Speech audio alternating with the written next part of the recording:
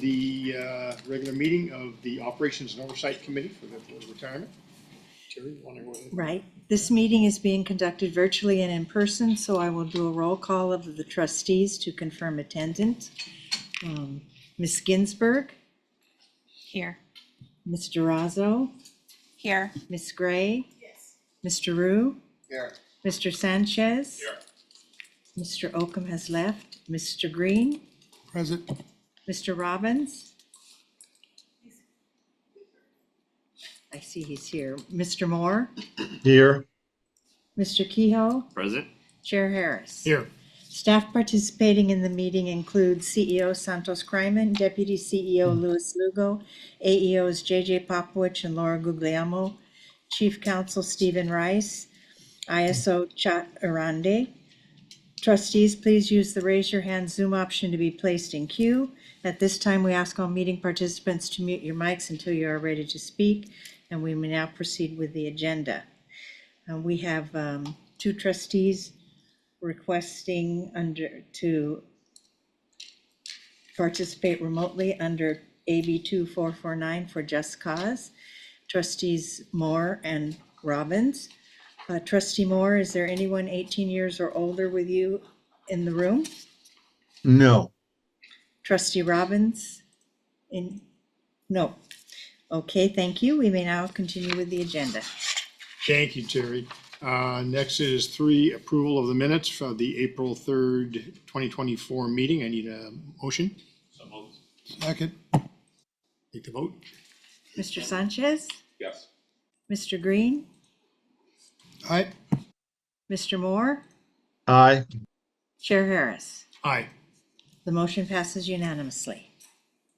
Number 4 is public comment. I have not received any requests to speak before the committee. So we will move down to item 5, reports. A is the LACERA operations briefing. Mr. Lugo.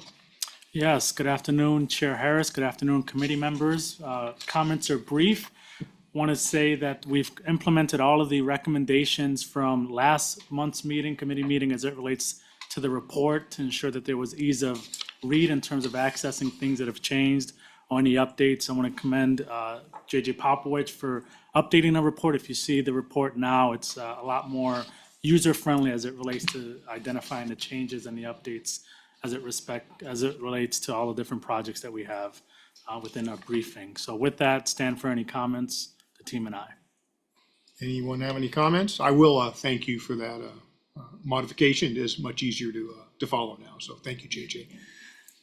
And also the colors. The colors are nice and bright too. Yeah, they're good. You can distinguish between them. That's excellent. Okay, hearing no other questions. Thank you, Mr. Lugo. We'll move down to B, National Institute of Standards and Technology Cybersecurity Framework. I believe this has a presentation.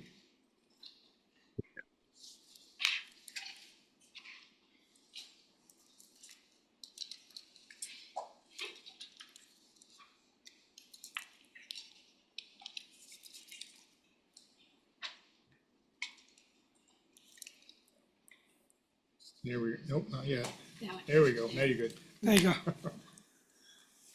So I don't know how many of you actually had the chance to take a look at the presentation before, but I took it upon myself to kind of make it as simple as possible, but here I stand to make it even more simpler. Good. We appreciate that. Yeah, so if you can move to the next slide, please. So really, what is NIST, right? A long time ago, somewhere in the early, 20th century, before that, there was an instance where the patent office kind of suddenly, the person in charge of the patent office suddenly decided that no more patents were going to be issued. So let's just close the whole patent office. And guess where we are today, right? So wrong thing, wrong decision at that time. But one of the recognitions that came about all of this was that we needed to have standards. In terms of whatever things that we're implementing, right? Say you're designing a pen, It needs to have a certain standard, even if it's a pen, right? It's got plastic on it, it's got other materials in it. So there was this establishment of the NIST essentially to establish standards in different industries, especially when it relates to science and technology, and also to ensure safety for the American public. So out of that, what happened was as technology progressed, you had computers walk in, you had other items that started getting digitized. And once you saw that digitization, there was a recognition that there needs to be some sort of a standard in terms of securing that data, because we started putting social security numbers in, started putting PII, PHI kind of information in. So with that, and with the advent of computers now getting online, which is the advent of the internet, meant that information could be freely shareable. There was a recognition by the NIST that said that we need to establish some sort of a standard. We need to establish a certain framework. So what's a framework, right? A framework is essentially a blueprint as to how different agencies would go about establishing their cybersecurity programs. What is it that we're looking, right? One of the big things we always try to move towards is standardization, so that if you all are sitting in another boardroom, then you would be able to understand what that cybersecurity program looks like, as opposed to sitting in this boardroom, right? So because you need to have some sort of a way to make sure that you understand which elements are important, how they're being treated, how are risks being managed, evaluated in that organization versus this organization. So the NIST was founded by was put into place. The NIST CSF, or the cybersecurity framework, was put in place essentially to bring that standard. So what happened was the NIST essentially became the gold standard for all American companies and for government agencies. And the beauty of the NIST was it was free. There are other standards and other frameworks that are available called the ISO 27001, but that costs money. And not every government agency has the money to put out, $20,000, $30,000, $40,000 just to adopt a framework. It is true for certain multinationals, probably they'll be able to afford those kind of fees, or even $1 million, $2 million is no brainer for them. But here, the government established this cybersecurity framework. Along with that, they established certain controls. And once they established the framework and the controls, they said, okay, here, public, go ahead, use this. And along the way, they've made some improvements. The first version that came out was the NIST 1.0. Now, recently, they came out with a new framework called the NIST 2.0. So there's this element of continuous improvement that's happening, which is to no cost to LACERA, for example. So moving on to the next slide. So what they did was they said, okay, like I talked to you before, right? I talked about how do you say that this firm has better security than that firm or another firm, right? How do you kind of gauge them based upon the level of maturity that organization is displaying? So what the NIST came out was, they came out with a tier system. Think about it as a 1, 2, 3, 4 tier system, saying that, okay, let each company, each organization think about their overall cybersecurity program and see where they fit. They did not make it compulsory that someone needs to be in a tier 1 or tier 3 or tier 4. They said it's a decision for the company to make, because it all depends upon the kind of industry they are in. So if they're only going to be into manufacturing parts, for example, and supplying it to somebody else, do they need to be at a tier level 4? Not necessarily, right? But let me explain a little bit of what these tier levels are, right? very simple terms. Tier level 1 is like a partial. Partial is, think about like you all have homes. You walk in and out of the house. You just close the door. Once in a while, you'll lock the door. Once in a while, you'll close all the windows. There's no set pattern as to what in terms of security that you're going to take in your house, right? Second is the risk informed. Risk informed is saying, okay, well, guess what? I need to have locks and alarms in the house. So what you do is you go ahead, you ensure that you lock your house. You make sure that all the windows are closed when you leave the house. You do turn on some alarms. But at the same time, you've got your jewelry sitting in your dresser drawer, right? Out there in the open. You've got your bank statements, your computer, or whatever it is, just open out there. So you've not taken full measures and you haven't matured to the level where you need to start thinking about all the things that you have to protect. The third one is repeatable. Repeatable means that now you take a look at it and you say, okay, well, I gotta be consistent about locking my doors. Need to be consistent about turning on the alarms. I need to be consistent about, locking and putting things away that actually belong in a safe, right? So you start doing these things and you repeat this every time, right? Because you're going in and out of the house every time. It's the same thing with cybersecurity. You've got to be able to have processes in place that are repeatable. That means you're locking down certain data. You're ensuring that new data that comes in is also locked up in the same manner that it was locked up before, right? So that's where things begin to gel and things begin to, move along, and you've turned on your alarms and things like that. Adaptive is where you go to a next stage, where, say, for example, you walk out of the house and you've closed your door, but someone comes and breaks a window. If they break that window, right, maybe an alarm will go off. But by the time the police come or the law enforcement comes, you could have damage already done. But what you do have in that adaptive methodology is you will actually have secondary, tertiary systems. For example, you'll just have a dog in the house that's pretty nasty. That's going to keep that person out despite that window being broken into or a door being broken into. So you got to think about, okay, now you've taken your cybersecurity program and made it adaptive, where you're looking at it and you're saying, okay, well, if somebody does get into the drawer, they're going to only be able to break that window, right? But they're not going to go in and steal things inside the house or break into your safe or any of these other items.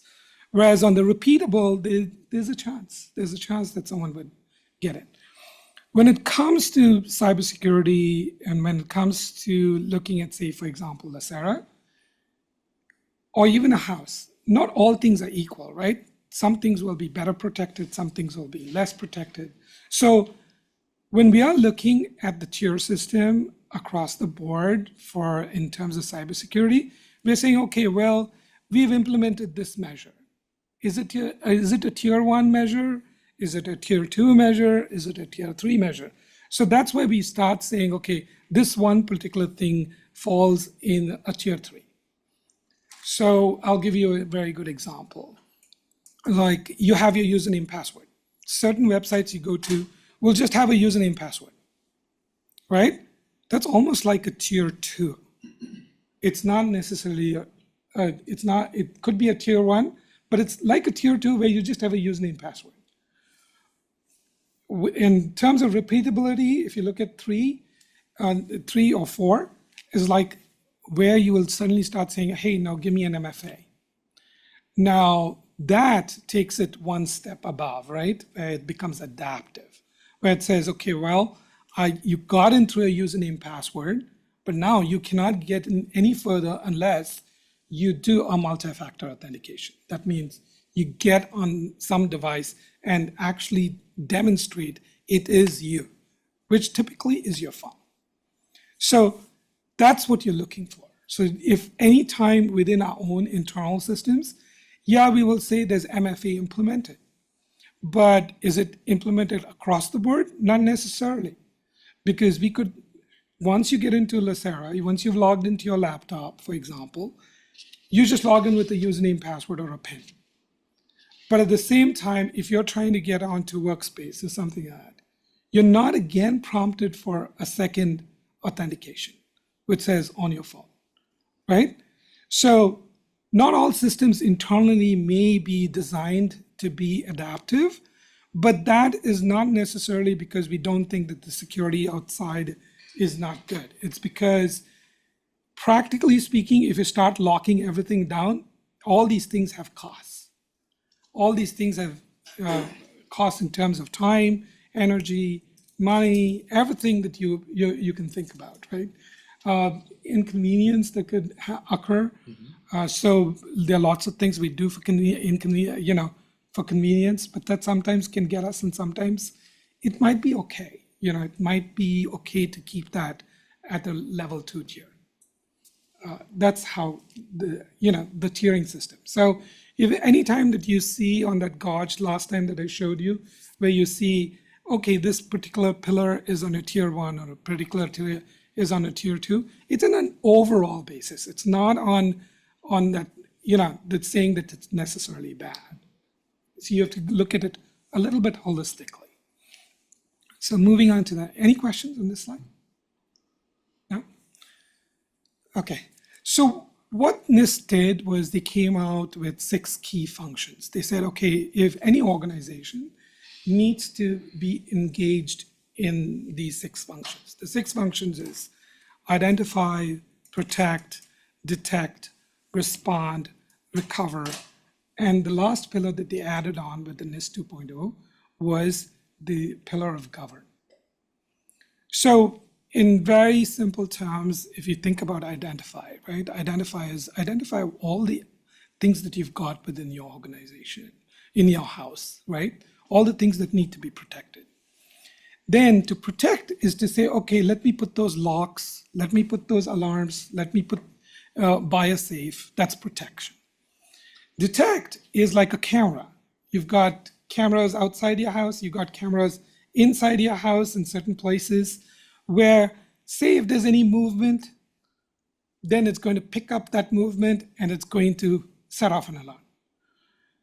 But once it sets off an alarm, there's a need for something to respond, right? Which is, your alarm company will immediately call you and say, tell me, is it you in the house or is it someone else?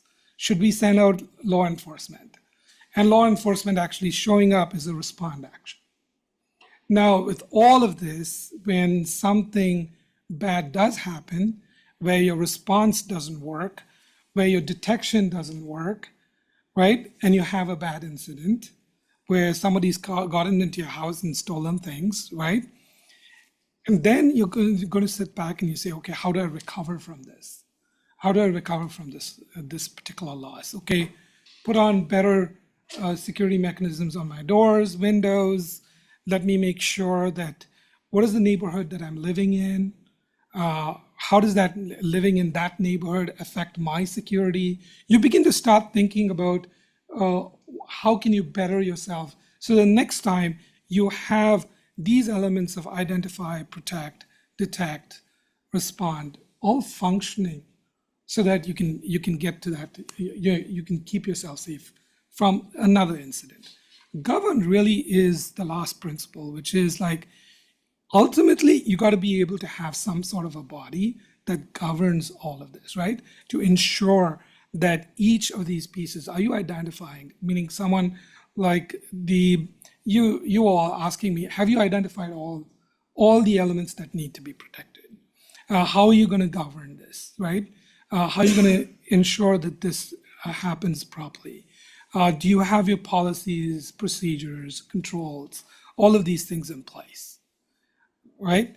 The same thing goes with your house, right? You're going to start thinking about how you're going to inform your family how to keep everything in order, so you don't have your teenage son just leaving his door open and walking out, right? So that's where your governance piece comes in that.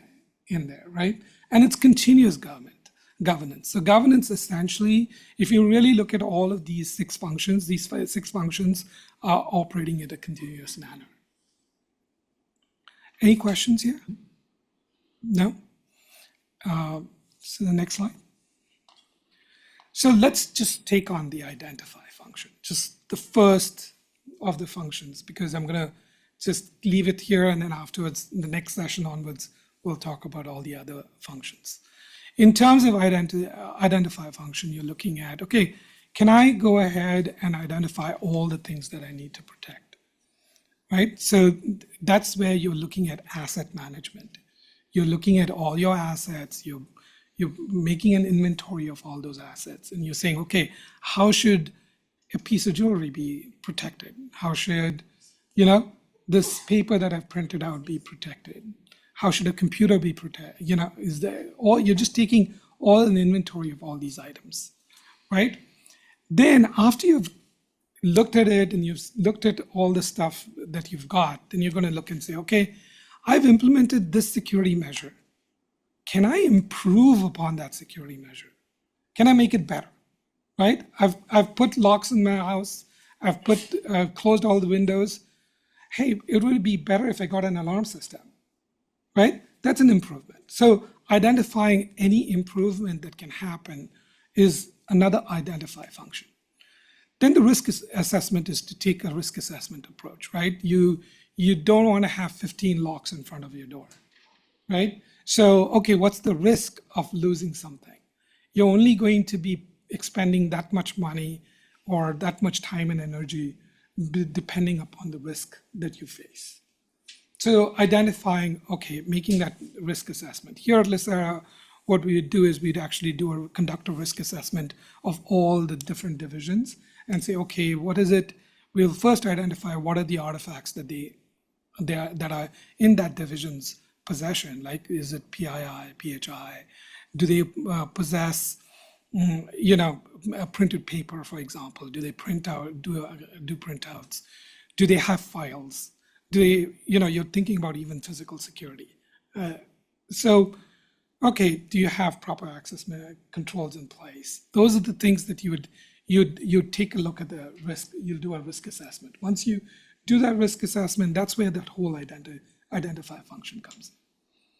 So when you look at the gauge and you see the gauge saying, okay, it's 2.0 or something, then it tells you, okay, well, we are informed, right, in terms of all the risks that a division has, but we've put the locks and everything else in place, but do we have policies and procedures in place to ensure that any new data coming in, anything new coming in, we can still ensure that security of that data.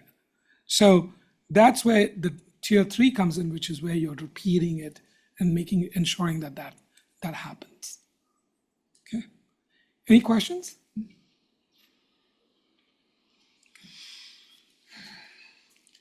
Thank you.